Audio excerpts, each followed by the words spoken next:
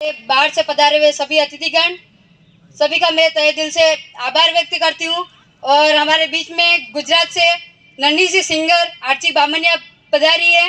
उस छोटी सी सिंगर का मैं तहे दिल से आभार व्यक्त करना चाहूँगी कि छोटी सी उम्र में दुनिया में नाम करने का जो जज्बा छोटी सी बेटी में है, वो मैं चाहती हूँ कि यहाँ बैठी हुई सब बेटियों में होना चाहिए, ताकि अपना करियर अपने हाथ में हो, किसी गुलामों के हाथ में नहीं हो।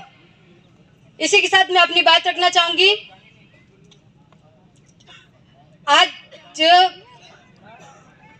चिंतन शिविर यहाँ पर आयोजित किया गया, उसके लिए बहुत बहुत आभारी हूँ।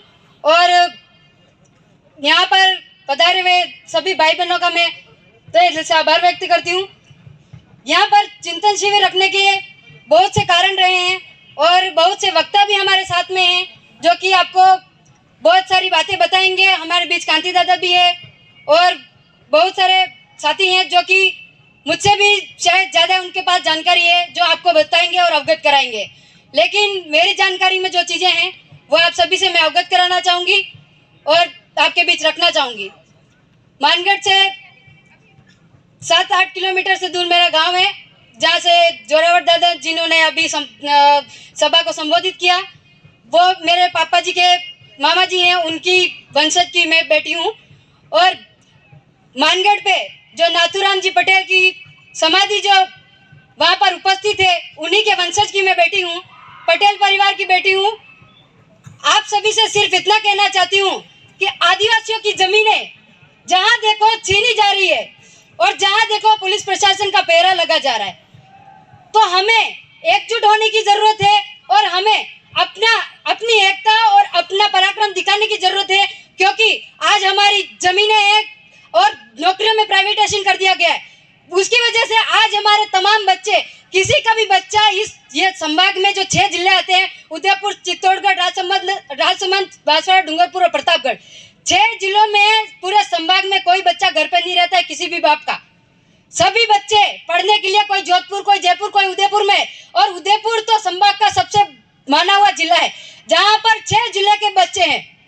जो बच्चे आज पढ़ रहे हैं कॉलेज में, कल उठ के 3 साल बाद उनकी ग्रेजुएशन पूरी हो जाएगी और नौकरी के लिए वो बच्चे कोचिंगों में घुस जाएंगे। पर नौकरियां कहाँ है, उसके लिए भी हमें लड़ना है। सिर्फ पढ़ने से ही काम नहीं चलेगा। पढ़ के बेटा मेरिट पास होके भी बैठा है, वो बच्चा आज घर पे है और गुलामों की दलाली करने वाला बंदा आज नौकरी पे है। क्यों नहीं पूछते हमारी सरकार से कि ये कैसे नौकरी लगा, जबकि 80% वाले बच्चे, 90% वाले बच्चे हमारे घर में बैठे हुए और 70 और 60% वाला बच्चा वहां पे नौकरी कर रहा है। क्यों कर रहा है आपको पता है? क्योंकि एमएलए और जो सरकारें हैं उनकी गुलामी करके इनको नौकरी लगा दिया जाता है और हमारे बच्चे जो कि पढ़ने लिखने वाले हैं वो रह जाते। इसलिए हमें पढ़ाई के साथ में हक अधिकार के लिए भी लड़ना होगा, चाहे हमारी जान क्यों न चली जाए। आज राजकुमार जी रोज विधानसभा के सबसे अच्छे लीडरों में माने जाते हैं और कितने सारे एमएलए में से फर्स्ट नंबर के लीडर है।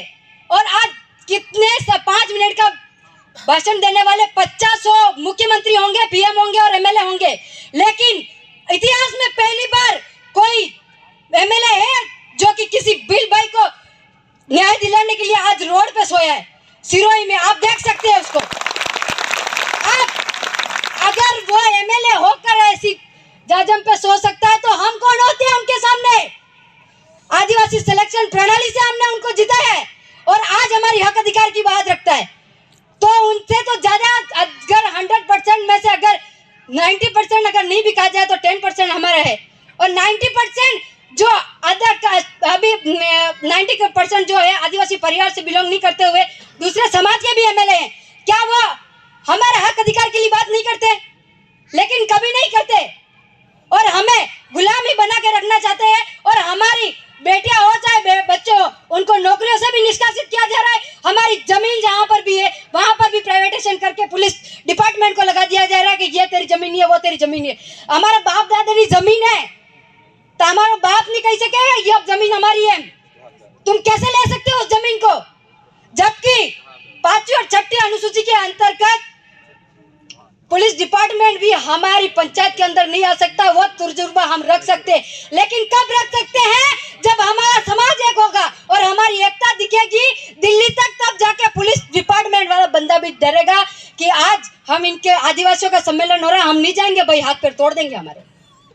लेकिन ये सब हमें करने की जरूरत है और हमें आगामी चुनावों में जो आदिवासी सिलेक्शन प्रणाली के जो एमएलए नहीं है और जो हमारी बात को नहीं रखते हैं और कांग्रेस और बीजेपी को खदेड़ के किसी भी कंडीशन में आदिवासी सिलेक्शन प्रणाली के एमएलए को बिठाना है और सरपंचों को बिठाना है, ताकि हमारी बात जयपुर से लेकर दिल्ली तक पहुंचे और हमारा हर जगह पे हमको शोषण और अत्याचार से न निकलना पड़े। आज हमारे कार्तिक भाई को आज 12-15 दिन हो रहे, गुजरात के अस्पताल में उनकी डेथ हो गई। आज 12 दिन हो गए, वहां से पुलिस प्रशासन, सिरोही का जो पुलिस प्रशासन है, वहां से लाश तक नहीं लगने दे रहा है। क्यों भाई? वो हमारा बेटा था, किसी का बेटा था और किसी का भाई था, क्यों हम लाश नहीं ला सकते? लेकिन आप इस बात को समझ सकते हैं कि कांग्रेस के दलालों के बीच में ऐसी घटना हो रही है कि पुलिस प्रशासन वहां पे न सोने दे रहा है, न बिछाने दे रहा है, न कंबल तक ओढ़ने की और खाने पीने की व्यवस्था जो आज साथ में हमारे साथी बंधु लेकर गए, वो तक खाने पे पाबंद किया है हमको। जबकि आदिवासी भारत का मूल मालिक है।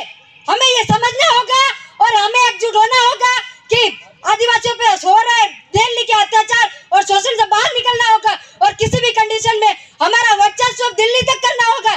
तब जाके हम बिल प्रदेश की मांग को भी आगे बढ़ा सकते हैं और मानगढ़ को राजधानी स्थापित कर सकते हैं और बिल प्रदेश में 4 राज्यों को जोड़ सकते हैं। जब गोवा जैसा छोटा राज्य, गोवा के अंदर जो 2 जिले हैं, वो 2 जिले होकर एक राज्य बन सकता है, तो हमारे बिल प्रदेश में तो कई जिले हैं और कई आदिवासी है, क्यों हमारे लिए बिल प्रदेश नहीं बन सकता?